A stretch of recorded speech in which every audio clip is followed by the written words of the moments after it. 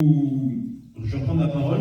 Bon, rassurez-vous, je ne vais pas faire comme Macron, je ne vais pas vous faire un monologue de 3 heures. Simplement, partager avec vous quelques éléments sur l'avenir en commun, donc sur ce programme, qui est le programme de l'Union populaire.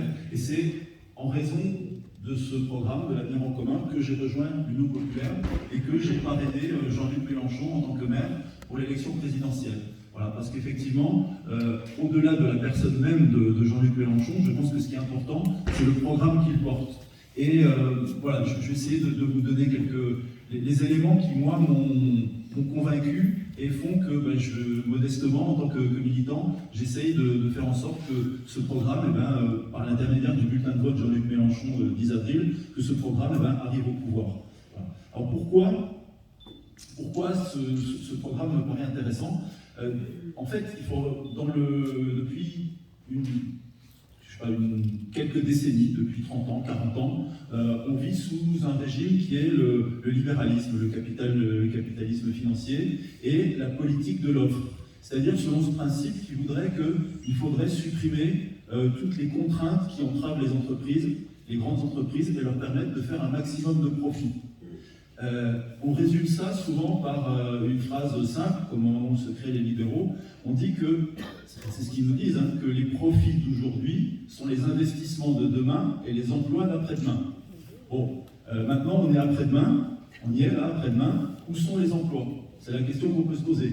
Où sont les emplois? On est toujours dans un contexte de chômage massif, les services publics essentiels sont fragilisés, sont marchandisés,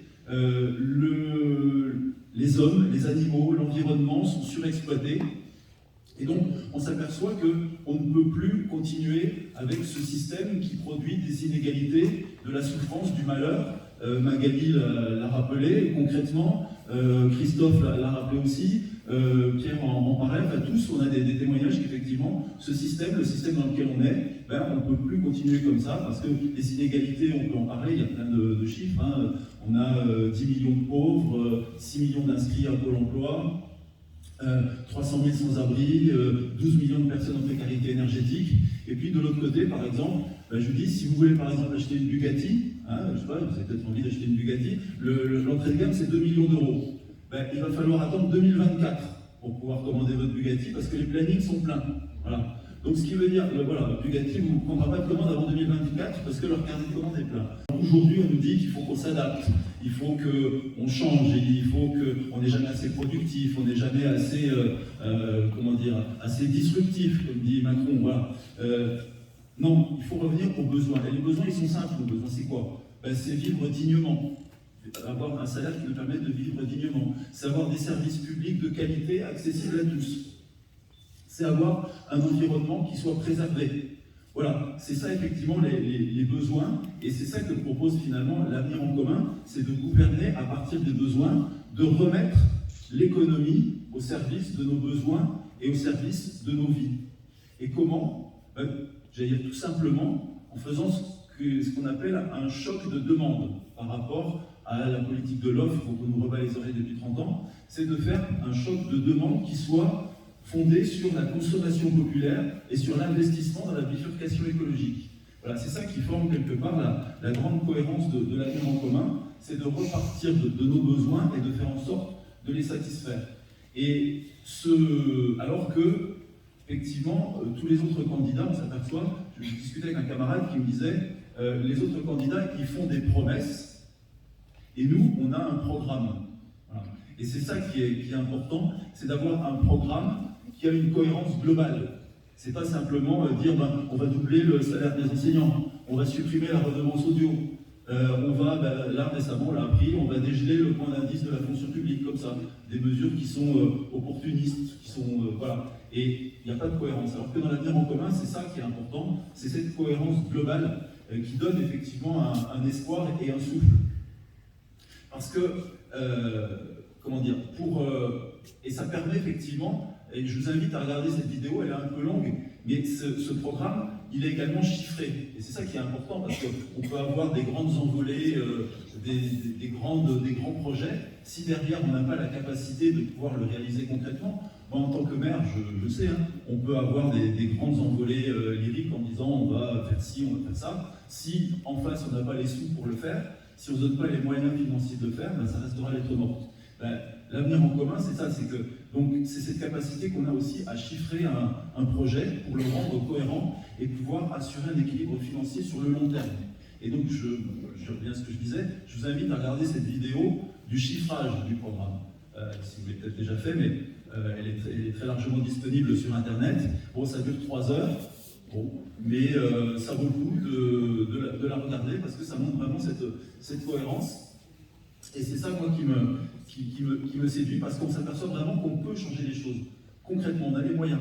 Et je disais, ce choc de la demande, bon, je ne vais pas vous refaire toutes les mesures du programme, mais ce choc de demande, il repose sur 3 piliers. Et c'est important. C'est investir sur la bifurcation écologique et sur les services publics. C'est le 100% d'énergie renouvelable. C'est pouvoir reconstruire l'hôpital public, les transports, le logement, que ce soit pour la construction ou pour l'isolation des logements. Donc tout ça, c'est investir dans les réseaux d'eau et d'assainissement. Par exemple, il y a des communes, pas très loin d'ici, qui ont des réseaux d'eau potable qui ont un rendement de 50%. C'est-à-dire que la moitié de la flotte, elle part dans la nature. Donc tout ça, c'est des choses très concrètes qu'on peut faire donc, pour investir dans la préservation de l'environnement. Je parlais aussi de tout ce qui est les infrastructures, les ponts, les voies ferrées. Voilà. Tout ça, c'est des choses qui sont concrètes et qui permettent d'agir pour le bien-être de tous. Après, il y a aussi le projet de recruter 1 million de personnes pour les services publics. Là où d'autres veulent en supprimer 200 000, 300 000, 400 000. C'est à chaque fois, c'est celui qui en dit le plus. Donc, ce qu'il faut, c'est effectivement créer des emplois dans les services publics, dans tout ce qui est essentiel pour notre vie. C'est l'école, c'est l'hôpital, c'est la petite enfance, c'est les EHPAD. On a vu tout ce que pouvait produire comme souffrance un modèle d'EHPAD privatisé. La justice aussi, voilà. Tout ce qui... parce qu'en fait, l'unité la solidarité, ça passe effectivement par mettre des moyens dans les services publics au service du progrès social et du progrès humain. Et enfin, je termine par le dernier point qui est important, c'est aussi de faire circuler la richesse. Avec notamment, faire circuler la richesse, c'est proposer, c'est redistribuer, parce que l'unité du peuple, ça passe par la solidarité et la redistribution, et notamment par le 100% sécu, par la revalorisation du SMIC à 1 400 € net, par la garantie d'autonomie à 1 063 € par mois pour les plus fragiles et pour les jeunes, de façon à ce qu'ils puissent mener leurs études dans de bonnes conditions. C'est la retraite à 60 ans. Voilà. C'est tout ce qui contribue effectivement à faire circuler cette richesse, à redistribuer cette richesse, parce qu'on s'aperçoit que les sociétés solidaires, les sociétés où on laisse personne sur le bord du chemin, elles sont plus solides face aux crises que les sociétés où on laisse éclater les inégalités. Et donc c'est tout ça qu'on retrouve dans l'avenir en commun, en termes d'investissement dans le bien commun, dans le progrès humain. Et ça fait, je l'ai vu dans cette vidéo sur le chiffrage, ça fait 250 milliards d'euros de plus de dépenses par an. Alors ça peut paraître énorme, sauf que ces 250 milliards d'euros de dépenses par an supplémentaires, ils ne sont pas brûlés, ils ne sont pas enterrés. Ils servent à créer des emplois, ils servent à créer des richesses. Donc quand on investit dans la transition écologique, ça donne du travail aux entreprises. Quand on crée des emplois dans le service public, 1 million d'agents, quand on revalorise le salaire des fonctionnaires, ça crée de la dépense. Et donc tout ça, ça alimente le circuit de l'économie, ça crée aussi des cotisations supplémentaires, des impôts supplémentaires qui viennent dans les caisses de l'État. Et au final, on s'aperçoit que ça permet de faire rentrer dans les caisses de l'État 267 milliards d'euros. Donc, on a dégagé un excédent de 17 milliards d'euros tout en investissant pour le bien commun. Et donc ça permet de réduire ce fameux déficit public dont on nous rebat les oreilles, dont les libéraux nous rebattent les oreilles. On peut agir pour le bien-être tout en faisant diminuer ce fameux déficit public. Pourquoi ? Parce qu'on fait aussi la révolution fiscale. Je ne vais pas rentrer dans le détail des mesures, mais la révolution fiscale, clairement, c'est de dire, pour schématiser, que les gros payent gros et les petits payent petits, tout simplement. C'est par exemple repartir sur un impôt sur les revenus à 14 tranches au lieu de 5 aujourd'hui. C'est de dire, au-delà de 12 millions d'euros d'héritage, on donne tout pour créer cette garantie autonomie pour les jeunes. Donc c'est ça aussi, ce changement de logiciel, ce changement de logique, de dire, voilà, on va partir des besoins, on va se donner les moyens de les financer, parce que l'argent, on sait qu'il y en a, simplement, ben, il faut aller le prendre dans les bonnes poches, tout simplement. C'est pas toujours faire les poches des mêmes, mais faire la poche de ceux dans lesquels ben, il y a de l'argent.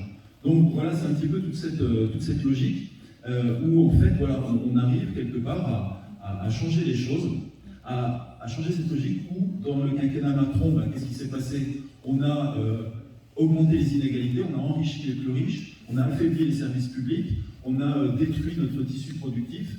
Ben là, l'avenir en commun, c'est faire exactement l'inverse. C'est faire en sorte que ben, les plus fragiles, les plus précaires vivent mieux, faire en sorte aussi qu'on ait des services publics qui soient solides. On a vu pendant la crise du Covid qu'on avait besoin de services publics solides. Et puis aussi, on a besoin d'un tissu industriel, d'un tissu productif, d'une agriculture aussi efficace, une agriculture paysanne, biologique, nourricière, de façon à reconquérir notre souveraineté énergétique, notre souveraineté industrielle et notre souveraineté alimentaire, de façon à reprendre en main notre destin. Et c'est ça la finalité de l'avenir en commun, avec, et j'en resterai là, je termine là-dessus, sur le fait que, cerise sur le gâteau, toutes ces mesures qui peuvent paraître techniques, elles doivent être pilotées par les citoyens. Et ça, c'est la 6ème République, c'est-à-dire notamment le référendum d'initiative citoyenne, où les citoyens auront la possibilité non seulement de rédiger la prochaine constitution, la constitution de la 6ème République, mais aussi de pouvoir proposer des lois, de pouvoir révoquer des élus. Ça, c'est vachement important. De dire que la démocratie, c'est pas simplement je mets un bulletin dans l'urne et puis j'attends 5 ans de remettre un autre bulletin dans l'urne et celui à qui j'ai donné mandat, il fait ce qu'il veut. Donc ça ne doit plus exister. Le camarade a évoqué ma potentielle candidature aux législatives. Bon, ça, on verra. Enfin, si je serais fier de pouvoir porter, comme je l'ai fait en 2017, l'avenir en commun, mais ce qui est important maintenant, c'est les présidentielles et c'est de pouvoir faire gagner l'avenir en commun. Mais si j'ai la possibilité d'être élu député, mon mandat sera révocable. Et ça, c'est quelque chose auquel je tiens. C'est-à-dire que, effectivement, si vous estimez que je n'ai pas tenu mes engagements, ben, je partirai. Voilà. C'est ça aussi, donner le pouvoir aux citoyens. C'est-à-dire que les élus, ils ont un mandat, ils n'ont pas les pleins pouvoirs. Donc ça aussi, c'est une des particularités du programme qui fait que, effectivement, on redonne la main aux citoyens pour pouvoir piloter tout ce que je vous ai dit depuis tout à l'heure, le choc de la demande, les mesures d'investissement, et puis de pouvoir donner les moyens à la puissance publique de fonctionner. Donc voilà, je vais en rester là parce que bon, je vous ai dit que je ne ferai pas un monologue, donc, et je vais essayer de tenir au moins cet engagement. Voilà. Donc, parce que c'est vrai que c'est toujours plus facile de tenir ces engagements que d'expliquer pourquoi on ne les a pas tenus.